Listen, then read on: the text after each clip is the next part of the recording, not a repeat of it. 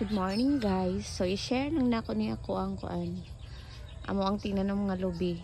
So year 2021 din namo ni siya gitanom din. Look at that. Nana siya kaning unsay tawag ana sa kuan ninyo kanang putlon siya din pwede diha moagi ang ihang kuan tuba. Muna gitawag og kuan sa Bisaya kay bungol daw na siya. So, look at that. Nana siya butay. Wow! Kuha na siya guys, dwarf. So, 2021 siya gitanom karon 2025. So, 4 years ra siya. Nanguha na siya. Namunga. Wala pa gid siya nakita actually ang bunga. Padulong pa na siya. So, nga na siya kataas guys. So, naa siya sa kilid sa amuang balay itanom.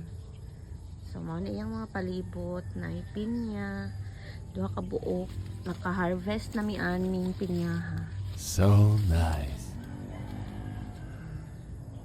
Mara na siya. Maura to kong i-share mga auntie. Bye, good morning. Okay.